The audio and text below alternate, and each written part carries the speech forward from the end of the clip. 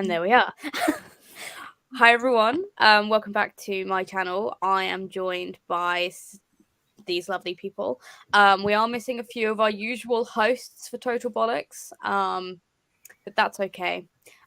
So this month it is high fantasy, which is usually my jam, but I haven't been reading for the past 2 months, so I really had to force myself to read something for this book club.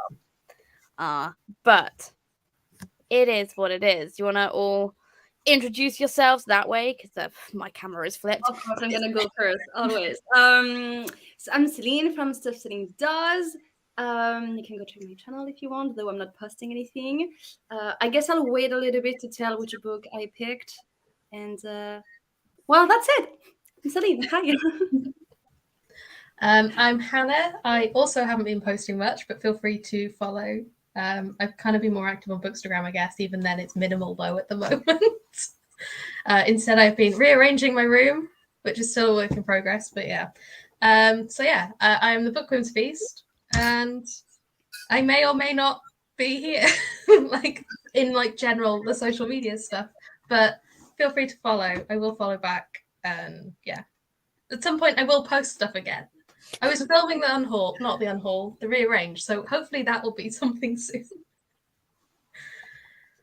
Provided I actually filmed. Last time I tried that, I didn't actually press film. So, no shit, I haven't checked, but yes. Well, I'm Silke from TheDanishReaderholic, and I feel like we're just a bunch of people who currently haven't really been posting much on YouTube because I've had a stressful month. So I've also been having a little bit of a break, but I'm gonna get back into it now, hopefully.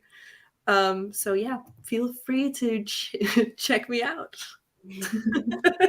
Everyone's links are in the description.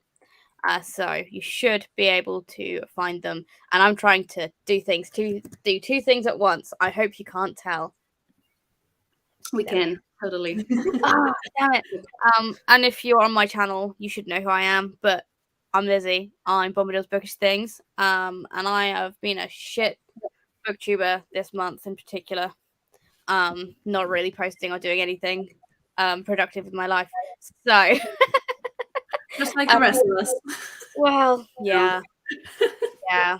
I hope Abby from Abbey of Pelennor and Leanne from Literary Diversions will be joining us, but they're both having computer and internet troubles, so we might get them for a second and then they might pop off. Who knows? But to get this kicked off, I am gonna make Celine go first because it's her favorite thing to do, as you can tell. Would you what you read?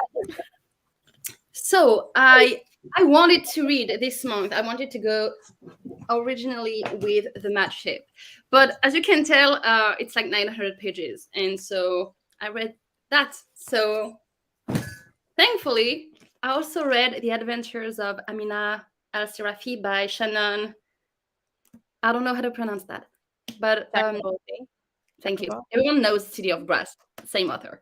I think it's her debut adult fantasy, if I correct, and it is about, as you can guess, Amina, and she is a pirate, and I swear to God that I can talk more about the book, but basically, yeah, she's a pirate. She is kind of retired, but one thing leading to another, she has to go back on the road, which means on the sea, and into new adventures. And I really enjoyed this book. We have a lot of representation. It's set in Middle East, so I think that I'm half cheating with this one because it can be urban fantasy a little bit, because we do have a map. It's beautiful. We do have a map, and it's the right cities and countries and everything. So it's in between high fantasy and urban fantasy, I would say.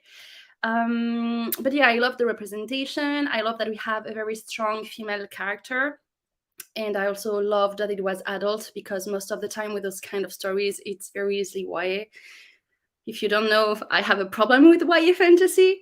But yeah, If I have to say not really one bad thing, but one thing that I didn't quite enjoy was the ending. I feel like it was a bit too abrupt and a bit messy as well. Like the last 15% of the book, 15% of the book. But yeah, and please do ask questions because I'm the worst at explaining the book, and I feel like I did a really bad job. So yeah. You said it was a cross between urban and high fantasy. Is that purely because of the fact that it's based in the normal world?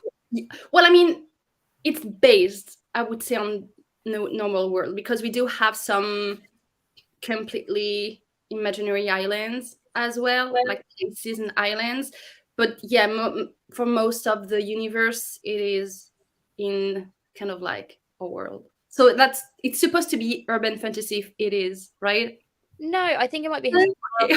it's probably historical fantasy. It is. And High it's heavy. fantasy elements. It is not necessarily like heavy on the historical, but kind of. We have a lot of facts. We have a lot of religion explained and things like that, which I really appreciated as well, like Muslim and other religions, and it's very kind of like open-minded, and I don't know, I really enjoyed that in the book. Nice. Do you have any more questions? I do, I'm but I bad at didn't. formulating things. Okay. I do want to read it though, so It was really good. Like I really enjoyed. I gave it a 4-star. Yeah, it's also on my list of books I want to read, and especially because for some reason I've seemed to be very much into like desert fantasies at the Same. moment. Yeah. So like I tend to gravitate towards those, and also the cover is stunning, and The cover, it's very pleasing to my graphic designer heart. So it's gorgeous. It's just absolutely gorgeous. So Celine, you said it's her debut adult novel, which I do. I think that is true. Right. I have found, I don't know if the other co-hosts will agree, but YA authors, when they first go into adult fiction, how does it translate from it being different from YA? Because a lot of the time I'm like, this is YA with more sex and swearing. I don't understand why this isn't YA. So I'm sure you're talking about the Book of Night. I don't know why I have this one in mind. Oh, do you think that's where I'm getting that from? I think in the topics that are being brought up and discussed, I would say not necessarily that it's more violent, but in a way it can be the way she, like the author, writes about that. It's not necessarily she doesn't really check out what she says in a way that in a YA you would have that, I think. Though that's why I disliked more the ending. It felt more YA in the very, a lot of things are happening, it's chaos and it's rushed kind of ending. Is it a standalone or a series? This one is the first book, I think, in this trilogy at least. Okay. I'm not sure about series, but it's the first book of something. So I would say trilogy because everyone does trilogy. So. Okay. But yeah, and the main character is very much adult, in like almost, I think, 40 years old adult. So like that was also something not necessarily refreshing, but we usually it's in the opposite, especially in YA. You have like 16, 18 years old acting like they were 30 something. This was like the other way around, though we had like, it was also very funny in that sense. So the main character is around like 40 something. I think at some point we have the right age. I just don't remember because I have no memory. But and she goes about doing stuff that she obviously shouldn't be doing anymore because she's not 20. And she's like, oh, my knees. And yeah, so like funny things like that. Like, I shouldn't have done that. I'm going to feel that tomorrow. And I really appreciated that because I'm 30 and I can tell already. So. If it was a pirate, did you enjoy the pirate like atmosphere? Did you enjoy the crew? Like, was it a found family? type Yeah. thing. Yeah. I really enjoyed the characters that we have in this one. The crew is really, they're all very funny. They all work together in a very like kind of almost dysfunctional kind of way, but that's what we like, I guess. And the crew was really nice, and I think I'm in the mood for like pirate stuff because, again, so I feel I'm just in the mood for that at the moment. I don't know. I'm also very happy to have more Middle East because I've been I guess it's just a me thing, but I've been reading a lot of Asian like mythology and retellings and stuff like that, and I was just happy to switch a little bit for something else, and so yeah. You're getting the bone ships, aren't you, through Broken Binding? Yes. I can't wait to see what you think of that. It's not quite pirate, but it's got the vibes of one. Yeah, like sea and ships, and Yeah. I'm very excited about that as well. I'm in the mood for like sea things and like Middle East as well. I have Solke, you were talking about like were you talking about desert things? Yeah, desert fantasy. I have Spice Road, and I think it's kind of like the vibe. I think it's actually Spice Road is one of my new favorite books. Really, I'm really excited Just about putting it out there. It was one of the books that I was debating talking about today, and I was like, no, I have another book that I would rather talk about. But oh my god, I devoured that book, and it was so good. It's going to be like next month or like very very soon because I really want to read that. It's so good. I'm so excited to hear what you think of it. I will tell you for sure. Yes, please do. Another thing that I really enjoyed, and this is completely personal, I know that some people hate that, it's the stories told in a storytelling kind of vibe. So we have someone, I don't know how you call that, but someone who writes and asks the story, like kind of like Name of the Wind, basically. Mm-hmm. So you have the main character retelling what happens, and someone scribbling, and I really like that for some reason. And then throughout the books, we have also some of the tales. Like every time you have that, it's like a tale being explained, and I enjoy that. I don't know, it's poetic. Okay, I'm more excited for it now. I won't lie. I think it's one of the few books I don't actually own. Really? Yeah, I think I thought I was getting it and I didn't. But are you sure though? You might be wrong. Sure. Wait, Hannah. It's one of the. I don't want to say which book box it is, but it came in a book box. It came in one of the ones I've cancelled, I think. Oh, I didn't want to say which one it was, Celine, just in case people. I don't remember which month it was for, but I think it was a couple of months ago. No, anyway. It was a couple of months ago, and I'm really sad because it was beautiful. But yeah, no, I thought I was getting it, and no, I did not. Like it's the Waterstones one. You could have went with Waterstones. You could have gone with Waterstones instead. No, but I was too late to the party on that. Well, you may have convinced me to pick up this book, Celine.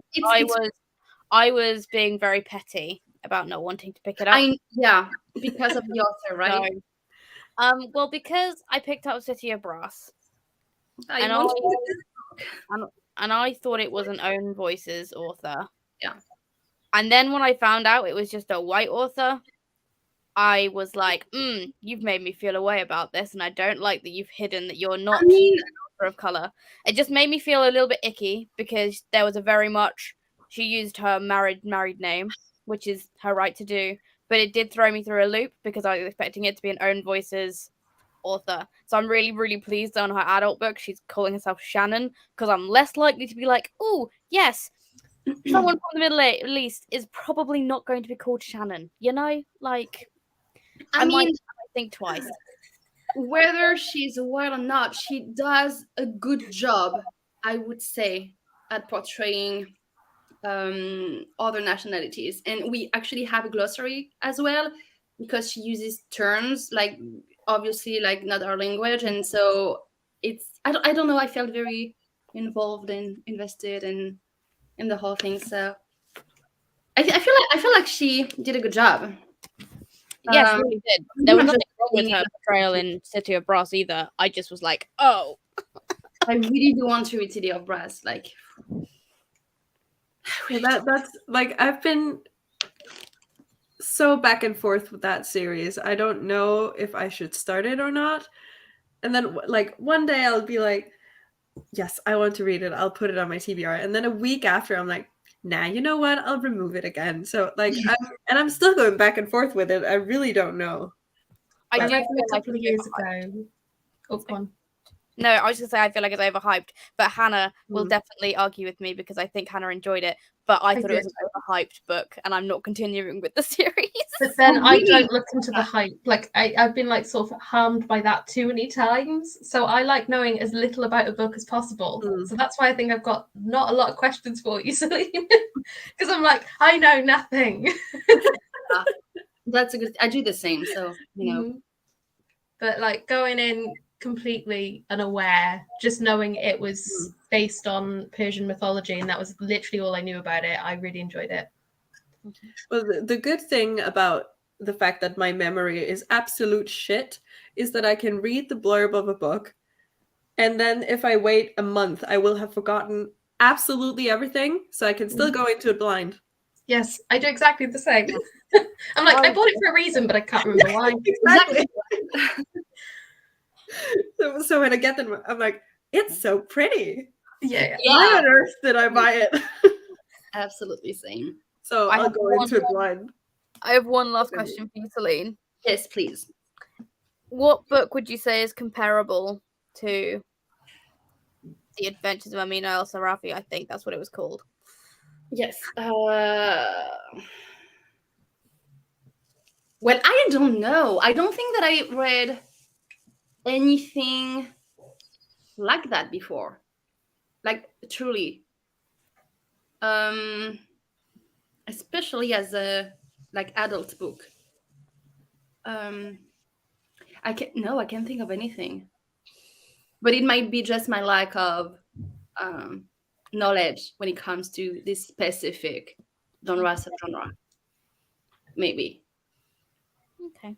Because even when I think of other high fantasies that I've read, I don't think there was one in Middle East, first of all. So unfortunately, I cannot answer your question. It's fine. It's okay. But at least it gives Hannah and Silka the foresight to think that I'm going to also ask them that question, so you have time to think about it. You can prepare. Although, unless you have anything else to say, or if either of you two have any questions for Celine, we can let Celine think of questions for other people. I do like doing that, so perfect. Hannah, do you want to go next? Okay, yeah. So about, what is the time now? About an hour ago, I finished The Assassin's Apprentice by Robin Hobb. So somehow, despite reading fantasy, basically all of my reading life, because I did come to reading quite late, like I used to hate it, Hobb has evaded me, despite being like one of the most well-known. So I decided this is the best time to sort of go for it. And I liked that it's not as chunky as some of the others. So it's like, I feel like if I don't like it, at least it's smaller. But no, I really enjoyed it. I gave it 5 stars. You follow Fitz, who is a royal bastard. I don't really like illegitimate child. I was trying to think of another non-sweary sort of word for it, but I couldn't remember. Yeah. Bastard is fine. You call that throughout the whole book. Like it's like the term, isn't it? But I suppose it's just not seen as socially acceptable nowadays. Sorry, I'm trying to recall. My memory is terrible, even though it was only an hour ago. As soon as I finish a book, my mind is like, you don't need that information anymore.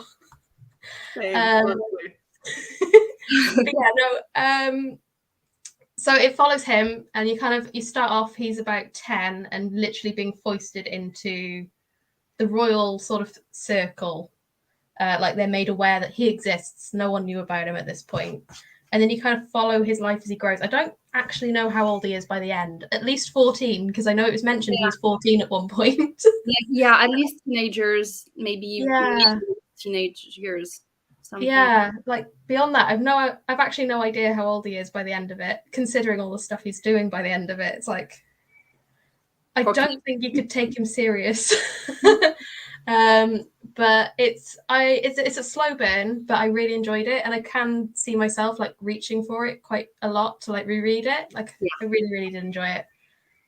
It's kind of quite meandering because you do like follow all his schooling, but he's like a jack of many trades, so it's like not all the same thing. You see like loads of different aspects of it. Obviously it's kind of cloak and dagger at times because it's the assassin's apprentice. I didn't really care about what I assume is going to be a major plot point of the red ships, and I'm going to say no more on those because I'm bad at deeming what is a spoiler and what is not. But even by the end of the book, I still don't really care about that. But I feel like it's going to be quite a big thing. I think when you read about the trilogy in itself, it's kind of like about that. Yeah. I don't think it's like much of a spoilers. I think it's stated at some point that it is about that, or like. Yeah, like even in this, they're like, oh, that was before the Red Ship War or whatever they call it. And it's like, I know I should care about them, but I don't. But like, I really care about like Fitz and quite a lot of the other side characters. Like, I'm really hoping I see them moving forwards. And I can't remember how many of the last chapters, but the last chapters, it like all of a sudden like really like kicks up a gear and the stakes raise, and like he's on like his first proper assignment and all this. And like everything's kicking off, and I really enjoyed it. Like I really raced through those, and it kind of, I guess I'm answering your question before you ask it, Lizzie. Reminds me a bit of like The Name of the Wind, because there's like a narration element to it. Because at the start of each chapter, you have like, I'm guessing it's an older Fitz being like, oh, and like many years later, I would have found out that this is this sort of thing. So like he gives you like more of the lore to make you understand, or like if something's coming up, he gives you like some sort of story that makes it make sense in context later without having to like dump a load of information on you at that point. So everything flows really naturally as well. Like I really enjoyed it. And I'm very much looking forward to the next ones, which I now need to buy because apparently I don't own those either, despite all the books that are over there.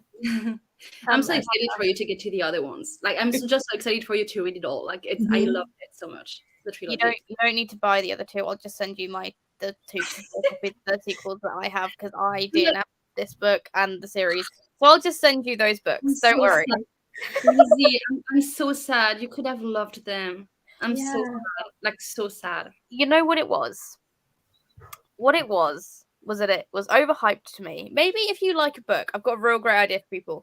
Don't fucking tell me, because if you enjoy a book, I will go in with these expectations. And I also don't think I was in the right frame of mind to go into it, because I've been struggling with reading. And I was like, oh, I'll pick up this high fantasy. And like you, Hannah, I don't know how I've gotten away with not reading Robin Hobb, being fantasy is my genre that I love. But I picked it up and I was just like, it's just too slow. And then they hit me with the animal death and it was fucking brutal. And I was like, this every single sin that a book could have happened within the first like 3 chapters. And I was like, nope, not doing it. Can't do it. It made me too sad, too quick. Not doing it to myself. Yeah. Definitely check out like Triggers. It is quite brutal at times.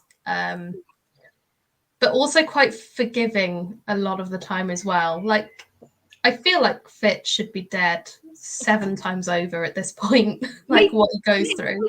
Maybe not 7, like maybe a couple of times, maybe not 7. There's quite a few where he probably shouldn't have survived that. And his friends, where you're like, no one should be alive right now. And they're like, and the story continues. And you're like, okay. Fair enough. Yeah. But I really enjoyed it. But yeah, it was like, I think I hit the point that you've probably DNF'd, and I was a bit like, oh, do I want this right now? But I carried on, and if you do fancy giving it another go, I would recommend. I would too, and Abby would too. Don't ask Hannah, like the other Hannah. Yeah, I know other Hannah hates it. I don't think Robin Hobb needs me to like Robin Hobb. No. I need you. I need you to love those books so I can hype them with you. Celine, I love Name of the Wind. Okay, I loved Name of the Wind. We can hype this one, sure. So, you know, I would say. I mean, I read Name of the Wind like years ago, and that is one of my favorite books. I'd say I preferred Name of the Wind, but this does give me vibes of it. It's like I read Lies of Loch Lamora this month as well, and I'd say it's kind of a crossover in that Lies of Loch Lamora, you're following him pick up this trade of like thieving and working through it with like an end goal, whereas like Name of the Wind is just him like going to university. But like it's then got like the narration aspect that you get more with like Name of the Wind. So like I'd say it's kind of between those two somewhere. But yeah, I very much enjoyed it. So annoyed. Oh, you just remembered about them. Also, I keep sinking. This chair's so broken. It's okay. I have tickets. I'm so sorry, Celine. You missed yours. Sorry. Right? I did have them. I'm sad. I'm just sad. I'm so bad at this hosting shit. Why did people let me do this? I'll be worse next month. Don't worry. Have I got any questions about the book I didn't like? What was it that got you to push past the point of where you could have DNF'd? Why, like, what was it that kept you going? I don't know, to be honest. I don't like DNFing books for starters, but I have seen people question a couple of the choices around some of the like deaths. Oh yeah. Oh yeah. So I was like, well, I'm intrigued to see if the reasoning plays out. Yeah, there's a lot you can. It actually does, to be fair. And I'm not going to say more on it because it's spoilery, but yeah. Okay.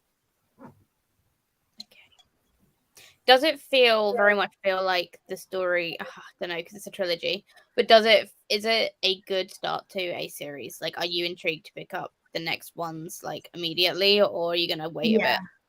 Yeah, like after. I mean, I'm terrible at picking up series anyway, so it probably will take me 5 years. But like, regardless, those final chapters, as I say, like all the stakes like up, and like everything all of a sudden, like it's all been simmering in the background. Fitz hasn't really cared either much, which is probably why I don't care.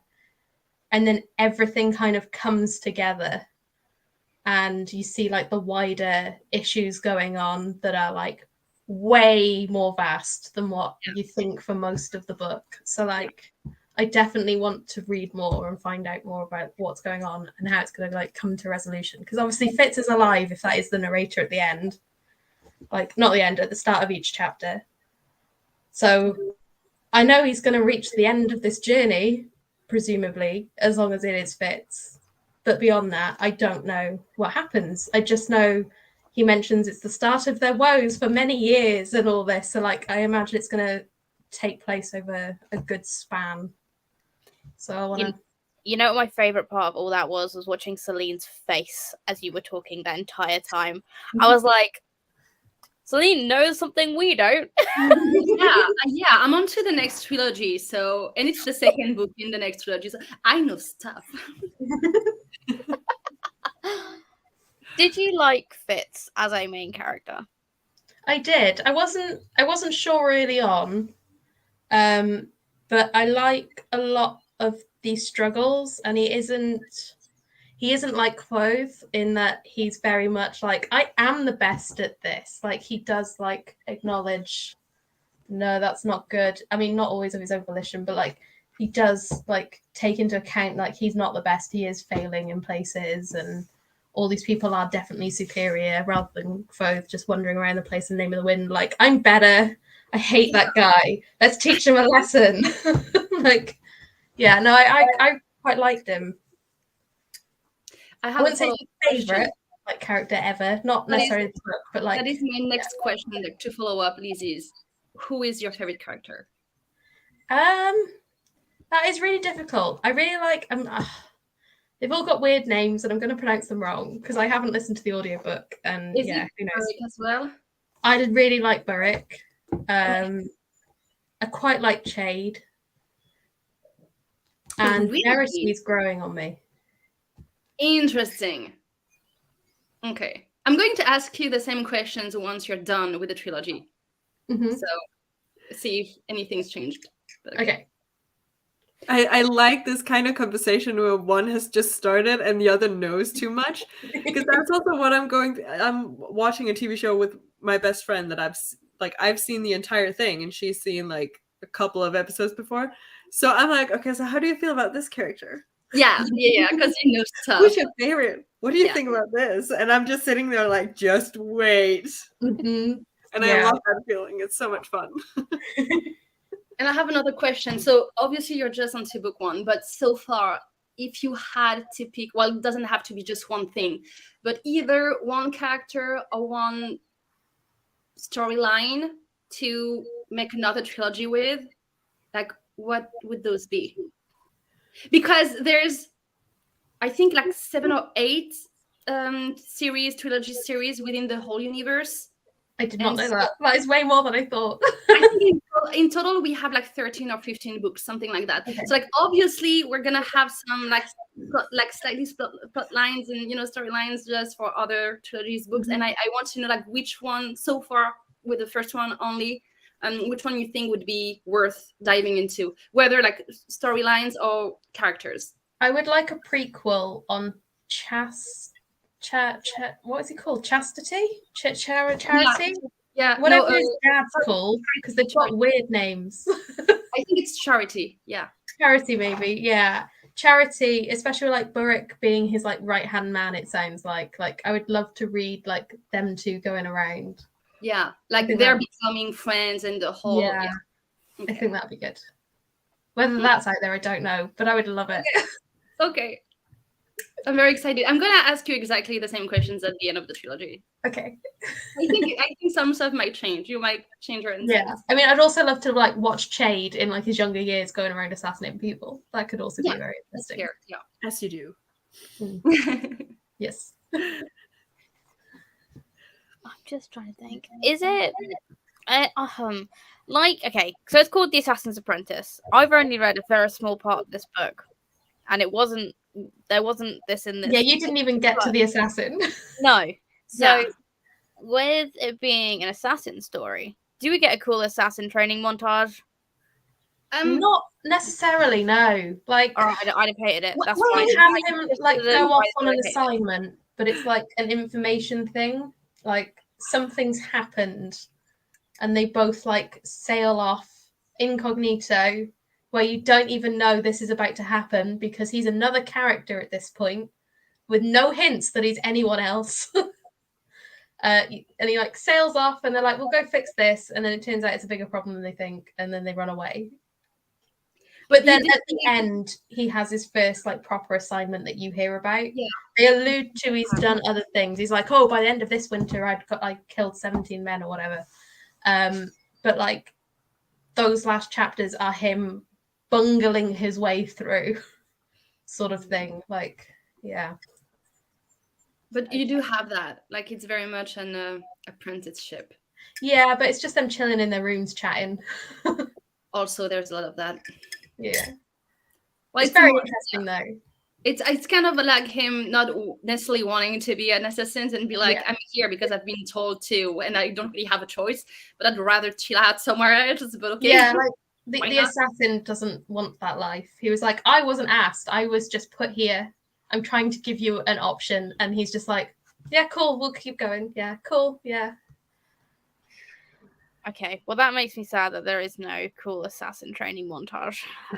But there we There's are. like, so they have this thing called the skill, and they kind of have a training montage with that, but it's kind of depressing. Oh. So that's probably as close as you get to a training montage. Yeah, true. Very true. And you said you gave it four stars? 5. 5.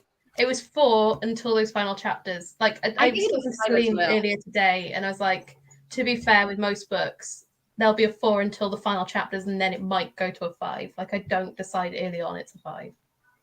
Yeah. It got 5.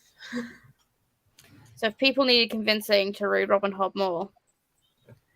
Like Yeah, I but know the I thing is, probably I'm- could have gone with something else, but I was like, I have put this off so many years. I'm using it as the excuse to finally read it. No, that's fair. I'm glad you enjoyed it. And it's different fantasy for different people. So Yeah. Like I did also read Hall of Smoke by H.M. Long, which is lesser known. And that's like a Norse inspired one. I think I gave that one 4 or 4.5 stars. So that was also very good. So if you want a lesser known one, I also recommend that. She's like, so you follow Hesse, and right at the beginning, her whole town is like wiped out essentially. And then she goes on this quest to figure out what's going on and not necessarily get a revenge, but sort of get a revenge. And that's all I can. It was right at the beginning of the month, and I told you how bad I can recite books, and it was only an hour ago. So that's about what I can give you, but I do recommend that as well. Sweet. Well, you did great. You did great, Hannah. Shall we move on to Silka? Yep, please. You forgot to ask your question though. It's alright, she already answered it. I kind of answered it was because that like, one? it's kind of got Name of the Wind vibes. There you go. Sorry. She jumped in front of me, Silka. She got me too close. Oh, well, I've been very back and forth with what to pick. And I wanted to pick, like, originally I wanted to pick City of Nightmares by Rebecca Schaeffer. Because like I said, Spice Roads was one of my new all-time favorites, which it is. City of Nightmares is in top 3. And I absolutely love it, but I don't feel like it's high fantasy enough. I was going to ask, isn't it in what city is it in again? Well, it's not in an actual city. It's not, my bad. No, but it is very like I read in the author letter thing because it was in a Fairy Loot, I think. And what was it inspired? It was inspired by the TV show Gotham. So right. I read that somewhere. Right. Yeah. But it was really good. So I recommend it. That's like an but it's not high fantasy enough for me to talk about. So instead I went with Blade of Secrets by Trisha Levenseller. Never heard of this one. Okay. I really, really enjoyed this, and I think it was my best friend Caitlin who sent it to me just like on a whim. And she was like, you need to check out her books. And I was like, sure, fine. I'll give it a go. It's not the longest, so. And then I got into it, and this is like the first time ever that I've like seen myself in a book. So like the main character, I relate to her on like so many levels. So that was just fantastic. But we basically follow a bladesmith who has this magical ability to infuse magic into the weapons that she makes. Ooh, okay. Which is cool in itself. And then the story starts off with this warlord coming into her town and commissioning a weapon, and she then goes on to make this weapon. But she also suffers from like anxiety. She has panic attacks and everything, which I also have. So that was really great for me to see that represented in a fantasy book as well, because I don't feel like we see that too often. True. So something goes awry when she has to make this weapon. So she creates like a really, really dangerous weapon that can tell the wielder other people's secrets. So like if you were to hit somebody, it will tell you their secrets or like their plans, which is how she figures out that this warlord is bad news. So her and her sister and then 2 other people escape or flees the city, and then they try to hide from this warlord that is after them. And it's very much like enemies to lovers. We have found family as well, and then the sibling dynamic is fantastic. And I also really like, this might be a little bit more about the sequel, but I'm going to mention it anyways. With the sibling dynamic, I like that it was done in such a way where you as the older sibling have to learn that your younger sibling have a life of their own, and that they eventually learn to take care of themselves, and they have ambitions for themselves, which is something that our main character also has to like go through and learn, which I think is cool, because I am currently trying to live with the fact that my younger brother is getting older. But to me, this is just like, it is YA, and it's very YA. but I really like it, and it's fast paced, and there's so many great things in it. And then also, as I said, the way that the anxiety is represented in this, I feel like it's done really well, because when she has like a panic attack, I'm like, that's exactly how I feel when that happens. So I feel like it's done well. So yes. And that's like what I have to say about it. Yeah, I have finished this duology, and it's a great, like, the ending. So duology, okay. Yes, it's a duology, and it's really great. So I recommend. The sequel is just a tiny bit longer, so it's also fast to get through. So yeah. I started the audiobook of it like when it came out, when I was in a slump, but I was in a slump and it didn't cure it. So I will have to go back to that. Like, definitely. I think I read this like so fast, and then when I had to get to the sequel, I actually started it and then was like, nope, can't do it. But I was also in a slump at that point. So, but then when I went back into it, I think I finished it in like 3 days or something. I read The Shadows Between Us by Trisha Levenseller as well. And that's me. I was just having a quick look at my review, what I thought of it. And apparently, although it was like 3.5 to 4 stars for me, I finished it in like 24 hours. Like, I just flew through it. It was like very easy to read. I think that's actually the only one of her books that I don't have. So it wasn't a debut? No. She has what? 1 standalone and then 2. No, The Shadow Between Us, isn't that also a standalone? I think so. So 2 standalones and 2 I don't know. Lizzie's. Is it not? Okay. I've only read it. I've only read one of it, so who knows? No, the sequel is The Darkness Between It. The Darkness. Oh, okay. Darkness Within Us. So 1 standalone and 3 series. The sequel isn't out yet. Okay. I think it was a standalone, and maybe they've added on afterwards, because I want to say it was a standalone when I read it. Yes. But who knows? Again, my memory. I enjoyed The Shadows Between Us, but I am a little bit apprehensive to pick up more Trisha Levenseller, because when I read The Shadows Between Us, I was looking for a very particular kind of fantasy, and it was short. It got to the point. They were both terrible people, and they both kind of got what they deserved, and I kind of really loved that Trisha Levenseller kind of followed through with that kind of promise, where it's like they're both gonna get, like, the whole premise of it didn't get scuppered by the romance in it. And I'm just wondering if that's something that Trisha Levenseller as a author isn't afraid to do sometimes. And that's what kind of worries me about picking up anything else, because now I have this expectation that she's not gonna like do the kind of almost wishy-washy thing a lot of YA authors do, where they'll suddenly go left field because they'll put a romance in when it doesn't really need to be there. So is that kind of in there, or is it more just like, look at us, we're cool? I will say I have read this one, and then what was it called? Warrior of the Wild, also by her. And I mean, Warrior of the Wild is a standalone, and there is a romance, but it's not romance heavy, in my opinion. And Blade of Secrets, I also feel like it wasn't romance heavy. There is a romance in it, but it's very much, I kind of don't want to call it enemies to lovers, more like dislike to lovers. But the lovers aspect is more in the sequel. So I will say this one is not romance heavy. The sequel a little bit more. Okay. I kind of like that, because it leaves like something to develop in the next one. Exactly. Yeah. So I'm very distracted by the cat.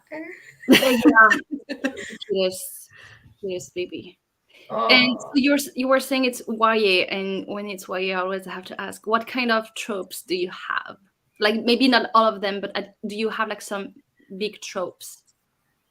Well, aside from enemies to lovers, which I always like, we have, what do we have? Well, found family. And those two are the biggest ones. I don't really remember any more than that. So, like, those were the main ones. But there was probably more that I just haven't really I can't remember or haven't picked up on, but those are the main ones, yeah. Okay. Which is some of my favorites. So I was like, I'm sold. I do love them both, I guess. Found family especially. Yeah. There's just something, I don't know. I love that. Yeah, and I really like this is done in a way where they're forced to go together because it's well, two of them are sisters, but the other two is like they need someone to protect them, so they pay one to go with them, and the other one is going with them for I think his own benefit, but I don't remember why. But it's like they don't really want to go together, but they need to. Yep. And I like that. And also the very beginning, much kind of all hate each other, and our main character, she doesn't trust anybody. So, yes. I do need to pick it up again. Yeah. I feel like it's going to... Oh, hi, Abby. I feel like it's going to be one of my first reads of May now at this point. Like, I'm feeling it. Yes. Definitely. Do it. Do it. And you need to let me know what you think of it. I will do. Yes, please. Yes, hello everyone. Sorry I'm so late. If you can't tell by the fact it's vertical, I had to give up and use my phone, which won't let me put it in horizontal. If I take you off of my little stand that I'm using, it's still going. It's doing its best, Abby. Technology, Its honestly. best is awful. Its best is not enough, but you know, sometimes that's all we have. Sometimes that's all we have. Like, do you know how long this computer's been on for? Oh yeah. I know. I do. I mean, at least 50 minutes at this point. Yeah, that would be if I was running late, exactly. Yeah. So yes, I did see your message, Lizzie, but it was as I was typing in my name on my browser, so I just thought I'd just join. So hi. You're on mute. Easy on You're mute. on mute. I'm really good at hosting, guys. Did I not just say like a minute ago how good at hosting I was with this? Yeah, I was gonna say the worst thing that could happen was we'd finish and then you'd suddenly be able to come on. So I was like, I'm just gonna ask Abby like how she's getting on, because like I don't want your computer to be like, oh hey, no, I'm back, and then we'll be like, actually we're just like leaving. Yeah, see ya. I mean, that's probably what it will do. We'll probably be like, we're gonna sign off. They'll be like, wait, look, it's on. Okay, before we move on to Abby, who has kindly joined us, Silka. Yes. Has anyone got any questions for Silka and the Blade of Secrets? Any other ones? No, I'm good. Again, if it's something I'm about to read, I don't know. Okay. So, Silka, you knew this question was coming. What would knew. you I actually, when you asked Celine, I started thinking, I was like, okay, what would I say that, like, if you like this, you will also like this? I'm actually going to go for Incendiary by Zoraida Cordova. Simply because of the main character and the way that she kind of fears her own abilities and how focused she is on not hurting people. So I feel like if you like that type of character, you will like both of the books. And also in the sense that they're on a mission, both of them. It's a different mission, but it's similar in a lot of aspects. So I'm going to go for that one, which is also another one of my favorites. It's also another one over there that I need to read. Honestly, get on with it. The sequel is phenomenal. Also in my top 3. I need to get a move on. Like, I don't think I've read any of your top 3 at this point. It's all right, Hannah. Neither have I. I feel like I should be picking those books up. I literally was looking at Incendiary to read it this month, and then I just went past it. It is really good, in my opinion. It's so good. And the sequel is better, actually, than the first one. I think I gave the first one 4 stars, and the sequel I gave 5. Nice. In my reshuffle, I found out, I was like, I forgot I owned this. So it's back on my radar. You through the entire reshuffle was like, oh, I own this book. I sent it to the other people in the book club, and I was like, I've just found a box that I haven't opened yet from Lumicrate, and the book was October 2021. Like, how dare you? That was the box that made me jealous. I didn't have the subscription, and you just had it. I unopened. obviously looked at it. Was like, I know what's in there. I'll open that later, and then just Never forgot. did. Never did it. Oh my god. You're the worst. Oh, how did you manage it? That's my question. I know how you managed it. Still, Yeah, because you brought up Iron Widow. Was it on the last live or something we were talking about? And I was like, I think I own it, but I can't see it. I will talk about Iron Widow at the drop of a hat, me. So it doesn't take much. Yeah, I found out why I couldn't see it, and I did own it. Makes sense. Makes sense. Okay. Shall we move on to Abby now, since she's... Yeah, I'm very curious to see what she picked Alright. up, because for short reads we had Monte Cristo, so let's- every month you know it, we have to every month. So And that was But like, also, you month know one. what book I read. go ahead and surprise us, Abby. Just this short read. Yeah, like a quick Quite read, like short 2 days top. So quick. So I picked up A Day of Fall and Night by Samantha Shannon, the prequel to Priory of the Orange Tree. And I fucking loved it. It's so good. It's so good. It's so good. I obviously have had no time to prepare of like a comparison. Okay. I think. What in is it terms about? of, do I ruin this Is it- one? I think it's a prequel. Yes, which is why I'm like, Not a okay, what sequel, can I a say? prequel, right? And Okay. I'm mad at you for doing this, because as soon as that was the book I wanted to read for this, but then no, Abby comes along and goes, well, the one I've got, and I was like, well, fuck me, I guess I'll just choose many of the other 100 high fantasies I have. Oh no! No. However will you cope? That was the one I wanted to read. So just know, Abby, We could have buddy read it. You could have done a could've done- compare and You could have contrast. done that. You no, could have done that. guys, You're not blaming I've me read- for this. I've read 3 books this month. I'm not You sure could if have I've done gone that. through it, you know. Yeah. Fair. No. But yes, in terms of what it's about, whilst trying to avoid, as a plug falls off the table, while trying to avoid spoilers for either book, we follow people from this world, from the north, the south, the east, and the west, across all different cultures in all different countries, as they attempt to defeat the evil, which comes in the form of a dragon that is plaguing the land. And it impacts all of them in different ways. There is politics that is interwoven throughout. That is the best definition I can do without spoiling anything. Because obviously anything I say about this one could spoil Priory and vice versa. But yeah, so that's a generic overview. There's dragons. There's a volcano. There's badass fighting women in a matriarchy. We do love that. We do. And I really, obviously, I can only say so much about representation because I'm a cis, white, straight woman. The feminism, can say fantastic. The rest of it, as far as I can tell, seems really good. Like, she draws from our world for north, south, east, west. So there's a lot of different cultures and different ethnicities represented across the whole book. And there's lots of different types of societies represented. So there's the matriarchal society, there's a heavily patriarchal society, there's another one that is pretty much equal, and so it's interesting seeing them play against each other as people from the different societies interact. And I loved the trans rep in here. There's a character who is just they've transitioned since the last time our point of view characters met them, and I can't remember their name.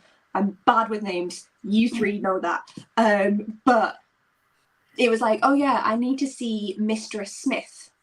And it's like, oh yeah, no, he's Master Smith now. He's over here. And that was it. That was it. Love it.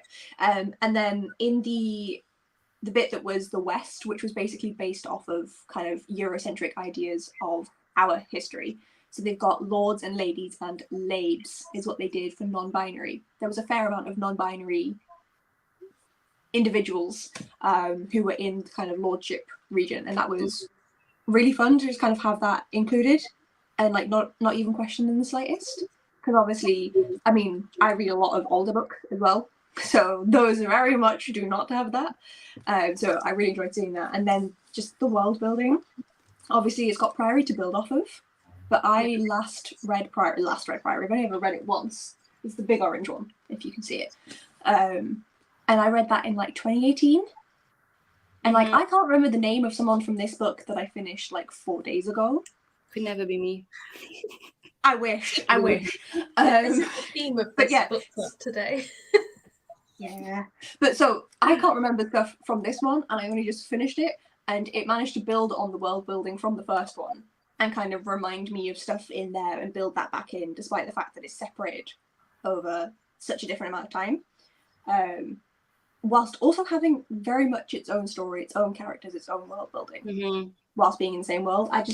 I love Samantha Shannon. If you like her writing, you're going to love it. Like, it's done brilliantly. It's done beautifully. Lizzie, I'm so sorry you should have picked it. Yeah, I will read it, but I'm a little bit apprehensive about reading any sequels or prequels when I haven't read the like original books for like a long time. So like I don't want to read Hellbent until I've reread Ninth House, for example. And I'm like, do I need to reread Priory to get to understand what's going on in Day of Fallen Night? Because like that would take a lot. Priory's huge. I just googled a recap online for Ninth House, and that actually worked really well. I need to reread Ninth House. I cannot for the life of me remember a fucking damn thing. I couldn't even remember the name of the main character. I was like, come on. Yeah. Well, But just I can't say about the Ninth House. It was enough. But for this one, like, literally 2018, bad memory, I was fine. You can read it before you've read Priory. I would personally not recommend it. I would personally recommend reading Priory first. But, like, you can 100% read it as its own book. Okay. So you don't need to reread Priory. I think what will most likely happen with you is what happened with me, is that anyone who's reading it for the first time has never read the series or just be interested, and anyone who has read the series will be like, I remember that. Oh, that's what that comes from. And you'll get the little twinges of recognition. And so, you know, if you're wanting to go into it and like deep dive and be like, oh, this links to this and this links to this, then sure, reread Priory. But if you just want to go into it and enjoy it and get those fun little, oh yeah, you totally don't need to reread it. Okay, that's fair. Okay. That makes me feel a little bit better, because I know that it's not set like directly before or directly after. So I mean, it's like there's a good, is it like 300 or like 1,000 years before? Like, I know it's a long time. Not quite that long. Let me grab Priory because it's something I've been needing to check. Can anyone remember, because hello, dumb person over here, the name of the Western Queen's mum? I haven't read the one. I can't even remember the Western Queen's name, so no. Me neither. But it's Sabran, or Sabran, S-A-B-R-A-N. Yeah, I remember now. Yeah, that sounds right. Yeah, Rings go a with that. bell. Because I'm pretty sure. Sounds about right. Yeah, I'll get her name from a quick flick through, but I'm not going to get her mum's name from a quick flick through. But I am pretty sure that basically Sabran's mum is the 17-year-old girl that we follow in one of the points of view here. Oh, It's definitely not 300 years, unless Like, she's very, very young when she has her.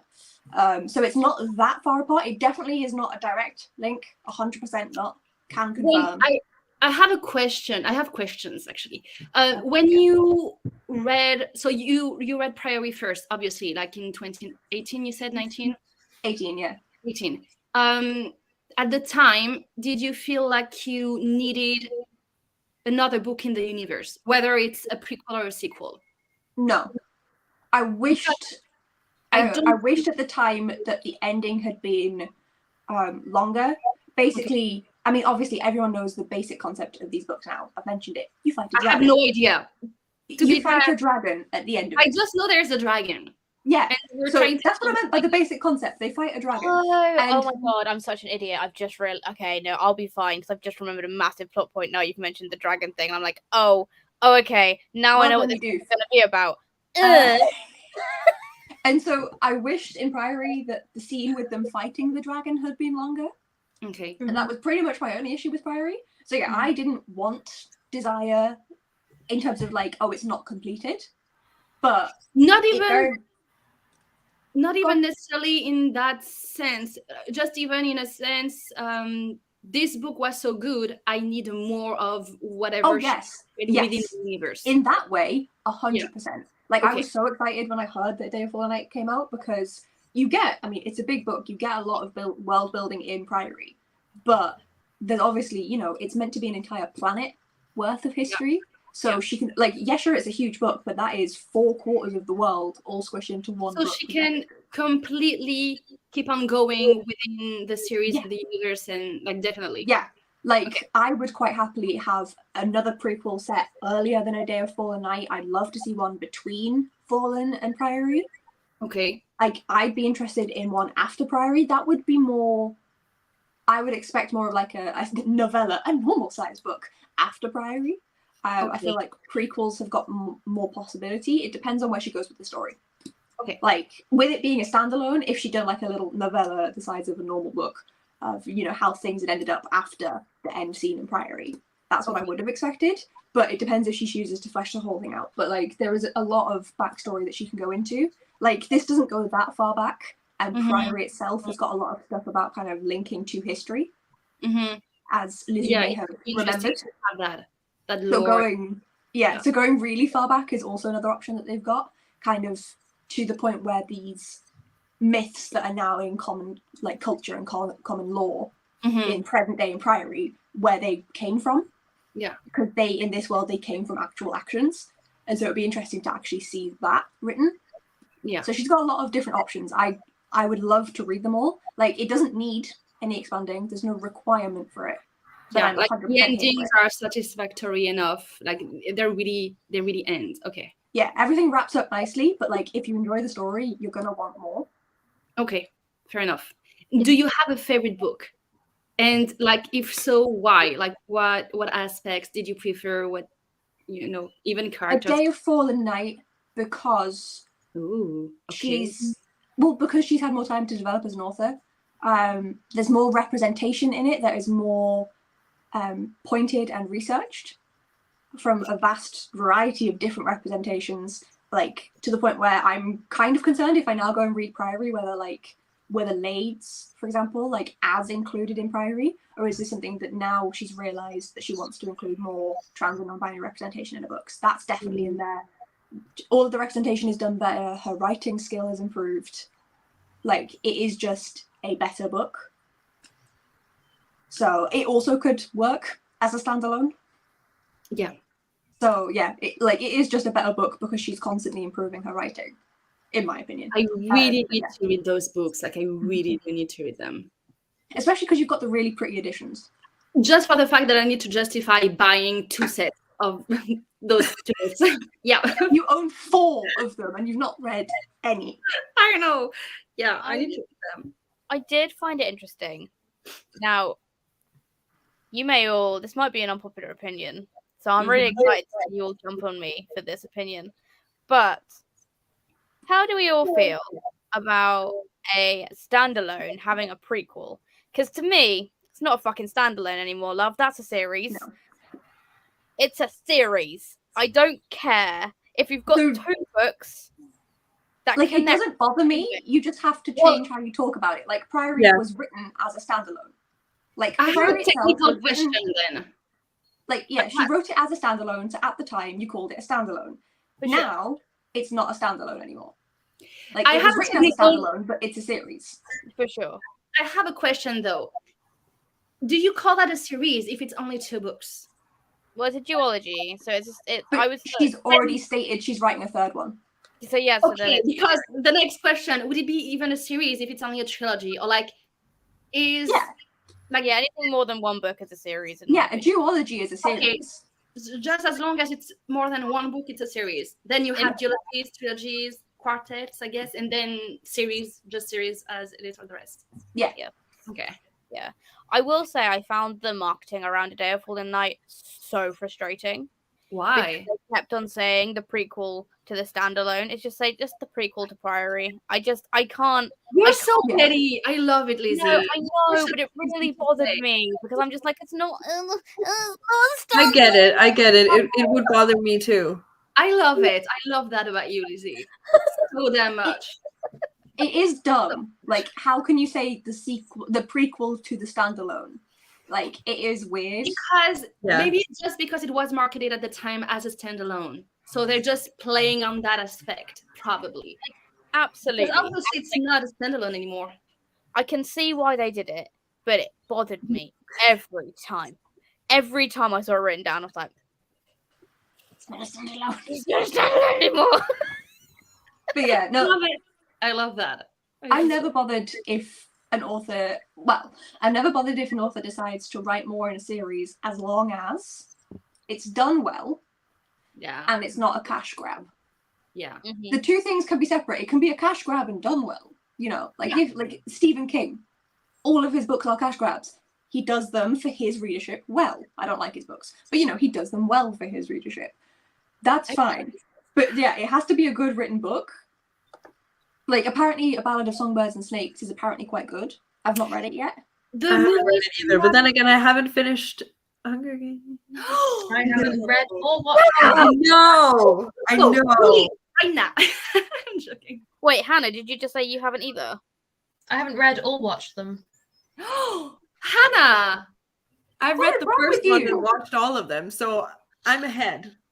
My whole world. You should know this by now. Like, if there's something popular, I've probably not seen it because I apparently live under rocks.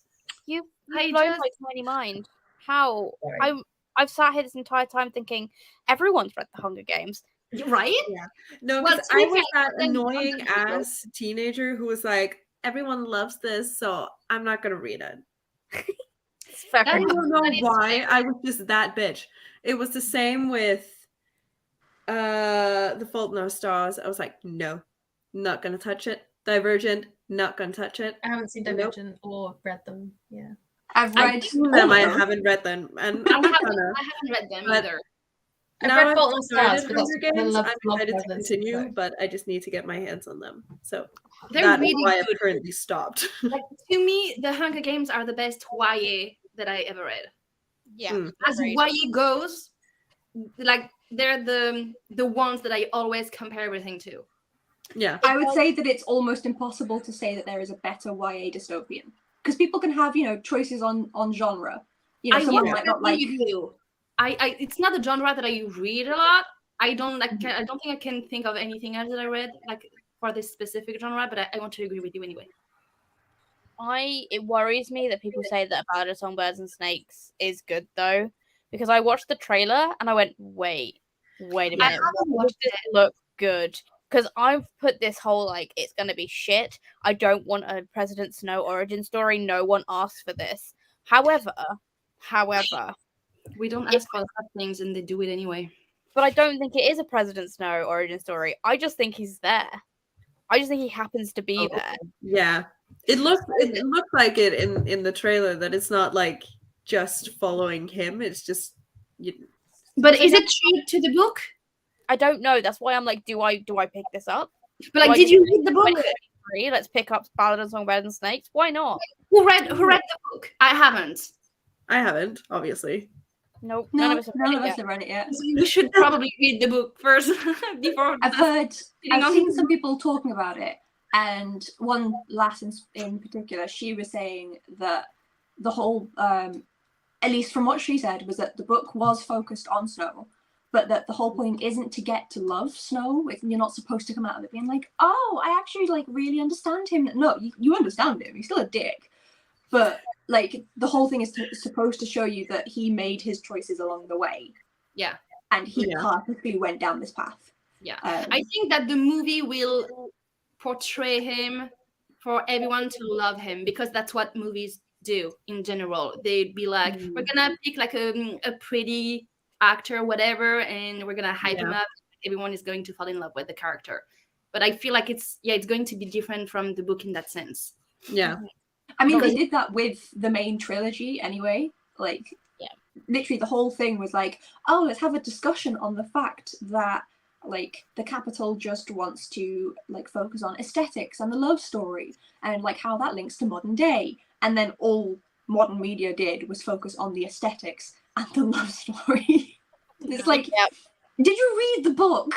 Yeah, it's very much different. Yeah, for sure. The books are better. What else can I ask Abby about A Day of Fallen Night so we stop talking about? Can you add the other one? I've just tried to join again on my laptop instead.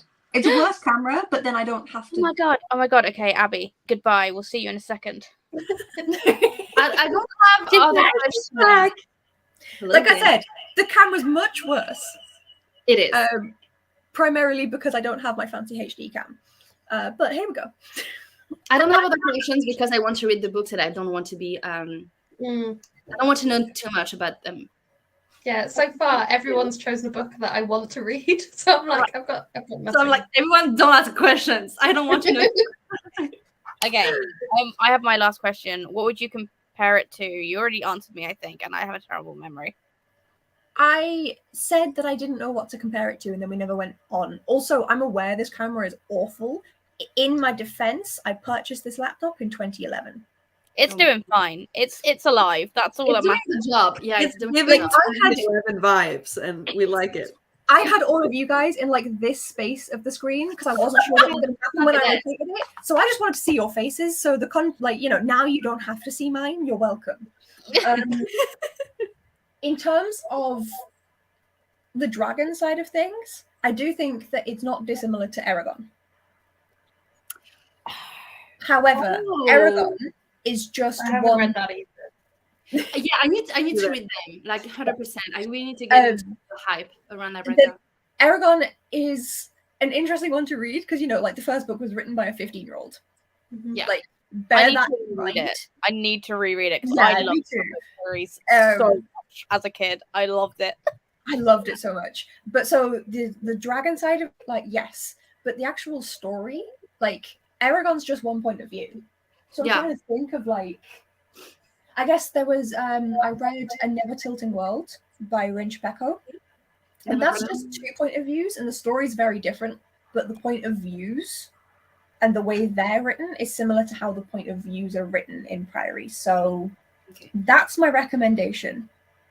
I don't know if any of you have read either of those books. I have. Yes. What do you think of have you read Priory? Well, no, that's the thing. I haven't read Priory, but I read The Never Tilting World.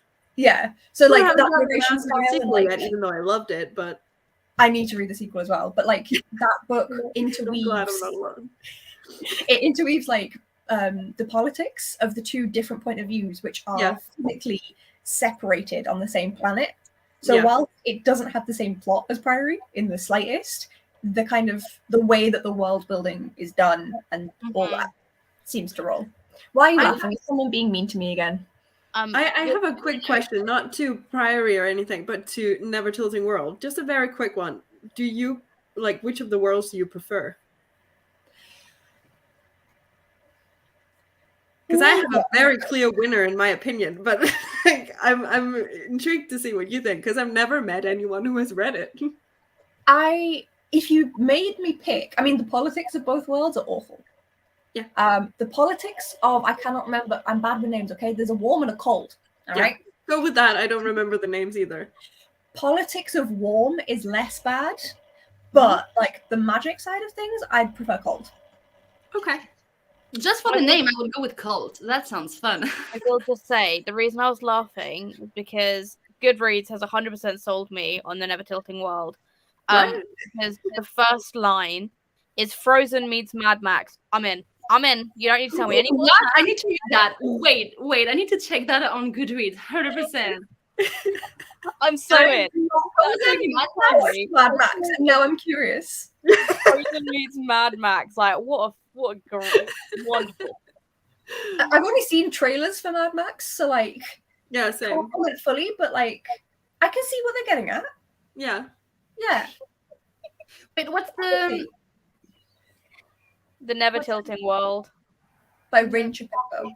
Oh wait, it's is it a serious geology? Oh, I like the cover. Yeah. ideology. I really do like the cover. Oh no, it's YA. I have a problem with the YAs. This is again awful Yeah. camera quality, but this is The second sequel. one. Yeah. So I do need to read that at some point. Yeah, me too. I really want to read. I think I actually put it down as one of the series that I need to finish this year, so maybe I'll pick it up soon.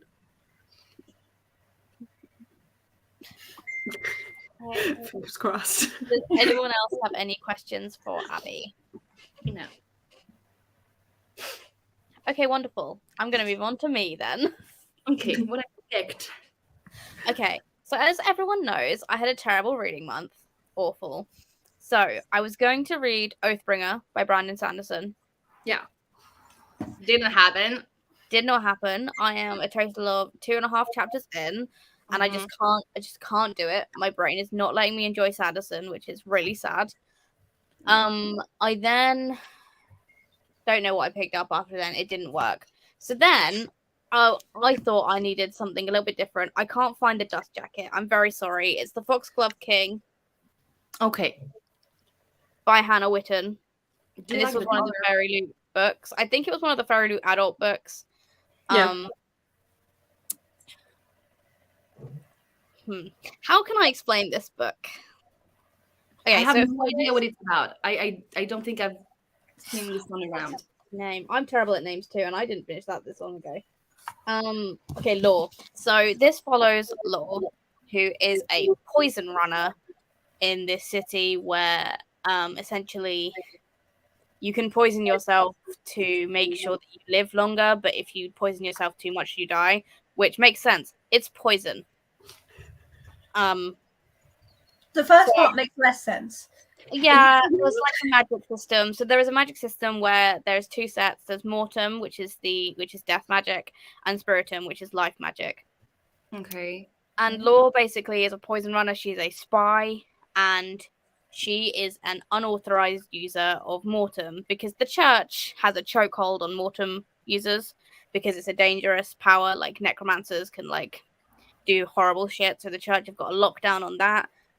And Law basically gets caught on a run that goes wrong, and she is thrust into court life. She's in the palace, and her assignment from the king and like the high priest man, who is they're both insane, but they're both crazy people, to get close to the prince, the Sun Prince, and essentially she's thrust into this like world of like, I don't want to be here, like I hate this, I hate everything about this. She is posing as the cousin of a disgraced duke who happens to be one of like the monks, and he has not been a duke for a long time because he's disgraced, and he can also use this banned magic, so he had to become into this brotherhood. And you know when you see a fucking when you see a love triangle coming, you know when you see it from like page like 10 and you're like, I know where this is going. I know where this is going. I don't like it. I don't want to be here. Why are we here? And essentially it took me an embarrassing amount of time to realize that the gods that were being used were basically Apollo and Nyx, which makes sense because Apollo is the sun god and Nyx is the goddess of night, which makes sense. But it took me a long time to realize that that's where it came from because the god is called, get this guys, Apollonius. And the goddess is Nyxara. But no, this idiot took till like nearly the end of the book to realize that that was where they were going with it. And essentially, At least you realized it at some point. Better late than never.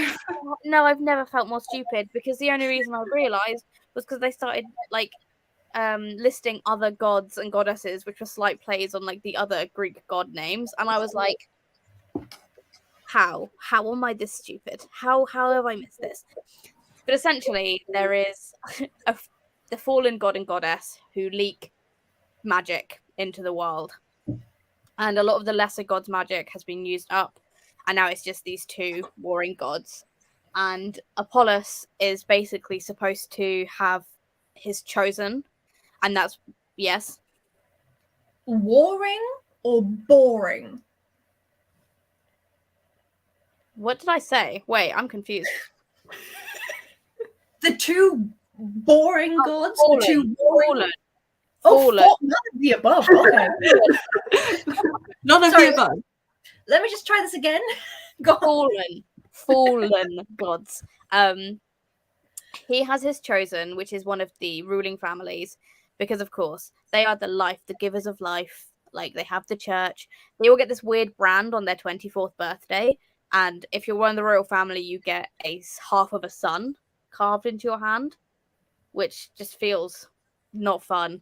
And if you're a mortem user, you get the crescent moon carved into your hand, or half of the crescent moon, which seems stupid because I just don't understand how that works. That's a whole nother discussion. There is a point to that because there's a specific thing that happens at one point, and I'm like, I hate it. I hate it. I know. I hate everything about it. But there is a fallen goddess, Nixara, whose body is being watched by a group of women who have been shunned from society, and they all live in the catacombs, and they are to stop the goddess from rising again, which is insane because I don't know what a group of women think they're going. What, they're just going to stuff a goddess back into a tomb? Like, good luck. Like, I don't understand the logic behind this, but okay, you do you, babes. There's lots of betrayal. There's lots of drug use, copious amounts of drug use. There is the love triangle that I aforementioned. She is like the most powerful necromancer. The king wants her for his nefarious reasons. The high priest wants to murder her out of nowhere. The sun prince is suddenly able to do magic, and that's like something that is never even slightly sniffed upon earlier on in the book. Good news though, I did manage to finish this book, and I did DNF For the Wolf. And I don't know if this is because this is supposed to be an adult book and For the Wolf is YA, and that probably has something to do with it. However, big however, the characters in this are not well fleshed out. They are not well thought through. They are very one-dimensional. This is who they are. I'm going to be grumpy. Oh, I'm just going to be an arsehole. Oh, we're all horrible people, but we're all lovely inside. And I was going to ask you, and I guess like that kind of maybe answers that, because I don't trust when it's Illumi Creator Fairyloot picks that when they say it's adult, that it's actually adult. You know what I mean? And even with, because you said there's a lot of drug abuse, so it could be more on the adult side because it's a hard topic, kind of. But the writing in itself, do you feel like the writing or like even the characters are written in a YA or adult way? Because if it's on the cusp of being between YA and adult, I would say. Yeah, it's new adult. It's yeah. And if you have to judge the writing without taking into consideration the characters or the topics discussed, just the writing, how the author...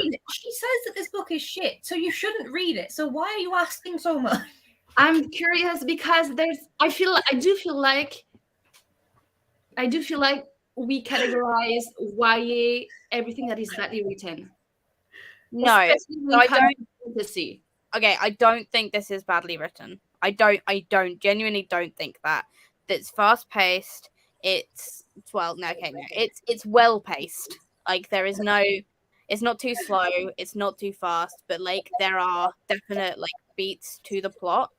I think the differences between this and For the Wolf are huge. Like, Hannah Witten has really, like, she's honed her craft. Like, I definitely believe that.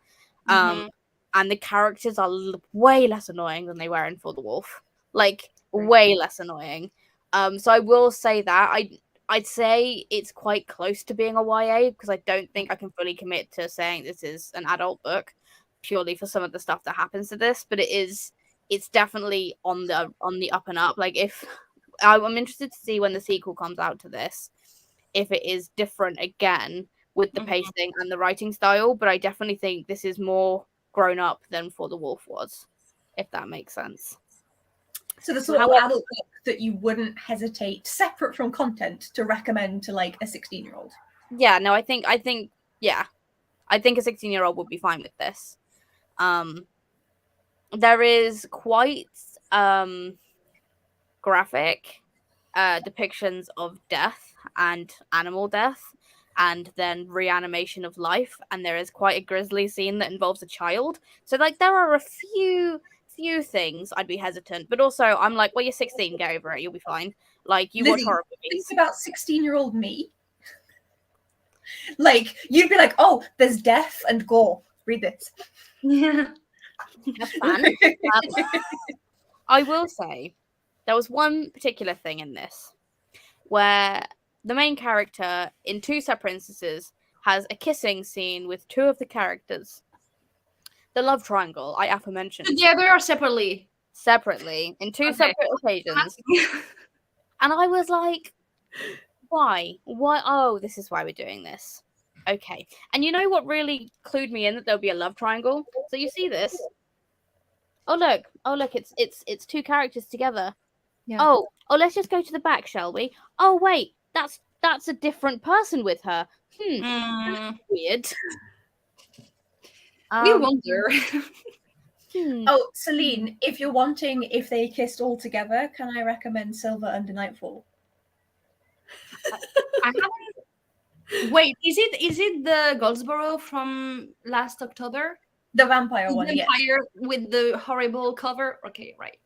The cover is awful, but yes, it's glamorous. What was the name? Because you said horrible cover, and that made me want to check it out. It's Whether like Silver you Under can take Nightfall. either the US or UK, both are just bad. They could have done like something, anything else would have been better. Again, apologies Oh, for the no. shit of the camera, but like you can see enough. Oh It's no! It's Oh a no! exclusive edition, like Goldsboro exclusive. Come on, no. We're To be fair, paying all they for it. did, Is that All supposed the- to be a special edition? no, Yeah. all they did was change the color. The usual, Yeah. you can't tell because of this shitty camera. The usual cover is grey, which is what this looks like. In real life, this background color is kind of vaguely purple. It's like a mauve. It's just ugly. It's bad. Look Yeah, at the no. American one because the American one has more effort put into it. So like Oh, the heroes that on there, makes it worse. but it's ugly in its own way, you know. Because it's not pretty either, but yeah. This one doesn't have a good rating on Goodreads. I'm very sorry to I tell said you. if you wanted them all kissing together, this is the only recommendation I gave you. Or smudge, Fair enough. silver. Fair enough. Thank you for I the will rec. just say about the Foxglove King, considering I only read 3 books this month, this one did make it into finishing, so I feel like that gives it a plus. I That's also, sad, though. I also gave it a 3 stars because it wasn't awful. I just think there are better fantasies out there. Yeah. To recommend a few, I'd say Desert Prince by Peter V. Brett. That's I amazing. need to read this one. Trans binary rep. Yeah. Top tier, fantastic. It's super interesting magic system. There's demons. It's set in the desert. So if you like desert fantasy, I Desert do. Prince, I would Is definitely it YA recommend. or adult? Is it YA or adult? I think it's adult. Okay. I think it's adult. It was Goldsborough's first, not Goldsboro, Broken Binding's first exclusive they ever did. But I will say it is a sister series to an older fantasy series that he wrote. But I didn't read that series. I still haven't read it, and I still love the book. I don't know. I don't think it's necessary to have read the book because I didn't, and I loved it. I'd say I'm looking at my shelves. Name of the Wind is fantastic, as we've already discussed. The very best. Prior Very- is wonderful, again, as we've already discussed. Looking at my shelves. wait.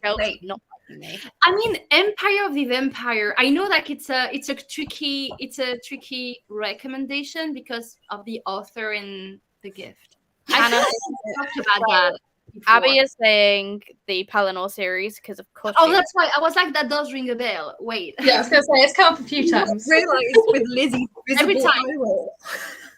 Like every month you manage to bring that up. This is the high fantasy month, and this is a high fantasy book. This Yeah. is like I've seen reviews from people who've read it now who like Previous month you recommended this one as well. Yeah, I know. swear to God, you managed to bring this one up. Okay, well, What I named the channel after. I have 2 other recommendations for Fairy Loot plus the Fairy Loots because I love both of them and they're both high fantasy. Is the Prison Healer and Year of the Reaper. And Yeah. what? Year of the Reaper. Those two are high fantasies, and they were both absolutely incredible. And also Blood Air, which was an Illumicrate one. All three of those for YA fantasies, like knockout. Like there was nothing other than they were fast paced and they got through the plot quickly. That's the only thing that made them YA to me. Like they were absolutely amazing, and I remember when I read The Prison Healer. I think we were doing a live stream together at some point, and I was like, "Oh, I'm reading The Prison Healer," and you're like, "Just wait." And then when I got to the ending, I think I texted you, and I was like, "What the fuck is going on?" Yep. So yeah, absolutely standout high fantasies. Yeah. But yeah, I don't know. And like I'm going to ask you a question. Any similar book that you would recommend to this one? Yeah. So if you like Akata, you'll probably fucking love The Foxglove King. It's like some aspect of this one reminded me of Lore. Slightly. No, not even. No, not even a little bit. Lore is an interesting one because it's set in modern times. It's urban fantasy. There isn't really enough of like a love triangle in Lore that I remember to be able to comparatively. No, there's no. Because the love triangle is quite a big bit of the plot in The Foxglove King.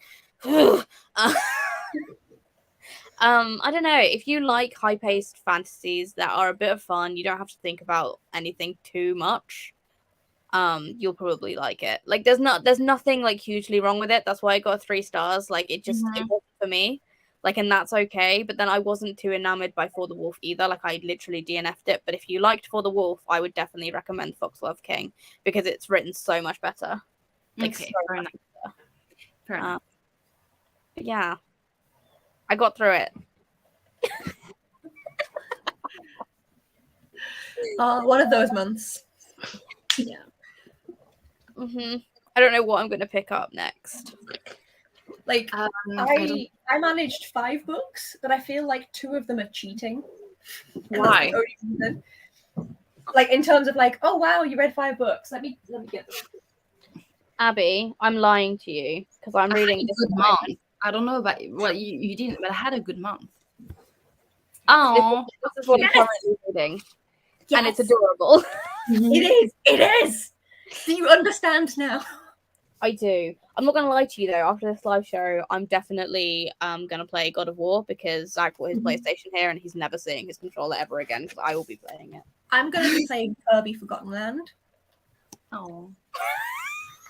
But yes, these 2 don't count for the books that I read, just to make you feel better. One of them is a very short non-fiction by Bernadette Banner about how to sew. Very quick, very easy to read. Okay. And the other one was Gulliver Pleasant. And you all know how I read this. Like, no, wait. Whoa. Let's just backtrack a second. Why the fuck don't they count? They are still books that you've read this month. Shut the fuck up, Abby. They count. Do count. Because I could read that in like 5 minutes. I don't give a fucking flying fuck. It still counts. Fine. God. Fine. You. This is another high fantasy I read this month. It was the Goldsboro book. Yeah, I passed it as well. Like it was a no. Like the rating on Goodreads, same is. They've been lacking so much lately. I'm really not happy with Goldsboro. This is one of the ones that I've liked more in recent months. There's been a few months where they were fine. I had to like push myself to finish through them, and they ended up, like 3 stars. There's nothing wrong with them, but they were fine. I actually quite enjoyed this one. I'd give it like a low 4-star. So I enjoyed reading it. It felt like I was like, oh yeah, I'm back into like what Goldsboro was when I started the subscription. So I'm only excited about the June GSFF one. I'm excited about I think it's this month premiere because it's Go as the River, and I do want this book, but I don't like their cover. I want the Canadian edition, which I will never get because it's going to cost me like $60. But otherwise, GSFF, I'm excited about the June one. I don't understand how you do this. Like, I don't know what book is supposed to be arriving in the next few days. I always check. They send us emails like every month. And I read them. Doesn't mean I remember. I It have looks just like that. I always check, but like, yeah. Well, because you can only skip as many. Well, I mean, that's not even true. I've been skipping for months and no one said anything to me. So Fair enough. I've never skipped a book box, and I really Neither should have I. start doing what you do, I do Celine, that all the time. and like choosing, because I'm just like, yeah, sure, just send me whatever. No, I'm so picky. So very picky. Like saying that, you're so picky. Have you seen the size of your TBR? And yet, yeah, Mine look modest. I've got 170 books. I have over 300. I have probably 330, 20, 30. Picky. Yeah. Picky my left testicle. Yeah. I don't know. Sorry, Chris, my other half, was out on Destiny, a shooting game last night with his friends, so I've got some interesting insults in the repertoire after Ooh. that. We love that. Love that. I'm just like chilling reading, and they're coming out with stuff that like, also one of them is Jamaican and the other one's Dutch. They're our friends from uni, so like it adds to the flavor, like, you know, more than just like English boringness. Like, mwah. Yeah. Love that. Have we got anything else anyone wants to ask anyone? I'm just curious to know what you're all going to pick up first tomorrow for a new month. Is it tomorrow the new month? Yeah, right? Yeah. Oh, shit. I think a better question, rather than what are we picking up first, is what are we going to pick up us for, at least, for next month's prompt. So next month's prompt is neurodiversity, and it is going to be held on Celine's channel. And I can't remember who is hosting with you. Is it Ali? It's Ali, but she just literally gave birth, so I need to recheck with her if she's. She does keep doing that. We She will just have literally pop a baby out. So we'll have someone on. Someone will be here, and if it's Ali, it's Ali. If not, we'll find someone else. Yeah. Because congratulations to Ali. Yeah. Honestly, it's more important. So just take a break. but I'm picking this one. Well, I think I'm picking this one. I might read like a few of them. Wait, where's the camera? Here. Yeah. I might pick a few and see which one I prefer. Cool. This is one of the few I can find on my TBR that Cool. has They have so neurodiversity. many. Oh, it's pretty. Apparently, this has got either autism or ADHD rep. This one. I don't remember. I barely read enough of that to. To be fair, I have a lot of books with representation, like a lot. So I thought I had more books with neurodivergent representation on my physical shelves, which is my limitation. Like, I'm only picking ones I own, and none. Well, I found I learned something new when I was googling to see what books had neurodiverse rep in it. Was that chronic pain also counts as neurodiverse? absolutely, yeah. Yeah. Chronic pain counts as And I neurodiverse. didn't know either. You told me that. I didn't Yep. know either. I was looking at the list of neuro, like what counts, and there's certain types of chronic pain that does count. Do you know what types? Because if it's just all chronic pain, you do realize you've just given me a revelation of having apparently been neurodiverse for the past 10 years. I know that like Really? scoliosis counts. Okay, That was probably the not then. one that I remember, but there was also when I was looking up, iron widow counts because of the binding of the feet. That counts because you're constantly thinking about pain, and that impacts your way of life. You think differently because you have to deal with the pain every single day in a different way. So that's why chronic pain counts. Because I was looking into it and I was like, oh, I have chronic pain. Am I do I have something else? Neurodivergent. Well, God damn it! But like probably any kind of chronic illness, right? Yeah, anything that pain, I forces mean, you to deal with the world differently. Yeah. Yeah, like I've had a permanent headache for the past 16 years.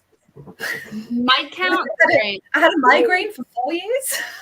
You So- might want to count that. Damn it! So yeah, I'm picking Even If We Break by Marika Nightcap. I really hope that's how you pronounce that person's name. I have no idea. They're Dutch, so who knows? But Wait, which one was it you said? Even If We Break by Marika Nightcap. I remembered the name and I was like, wait, was it the one that I read? But it's not. Isn't the Iron Widow chronic pain? Yeah, that's why it counts, because she has bound feet. I am meant to be buddy reading that with someone. I may switch out Gideon. We shall see. I loved Iron Widow so much. So I think I'm going to love it. So yeah, possibly Gideon the Ninth. Yeah. Depending on my buddy reader's status, potentially Iron Widow. She is a lawyer in the US, so she is busy. The baby. no, stay with me, little baby. No, okay. Cannot make baby stay. That's a no. No, that'll be a no from the kitten. In terms of kind of like wrapping up the live, I think this does actually work surprisingly well. I missed most of the live because my computer was being a pain in my arse. So does everyone want to tell me what they read? Celine. I was like, where is it? The Adventures of Amina al-Sarafi. And thumbs up or thumbs down? Thumbs up. Thumbs up. A. I give it 4 stars. Just the ending was lacking to me, a bit too YA for my taste, but pretty good. Hannah, is Celine still your friend? Yes. Yes. I gave it 5 stars. Lizzie's not anymore, but nice. Sorry, didn't like it. It was so damn good. And So mine was Blade of Secrets by Trisha Levenseller. And It's one of my favorites, so yes, love it. Yeah. Awesome. And then Lizzie obviously was the Foxglove King. Is that what it's called? Yep. That was I can a day also, of- of course, it wouldn't be me if I didn't plug Lord of the Rings while we're here talking about high fantasy. Mhm. You want some classic You high tell me off. You tell me off. Literally, no, just this. For fans of this is for fans of Lord of the Rings. Is it? That's what everyone says. Yes. Okay. Okay.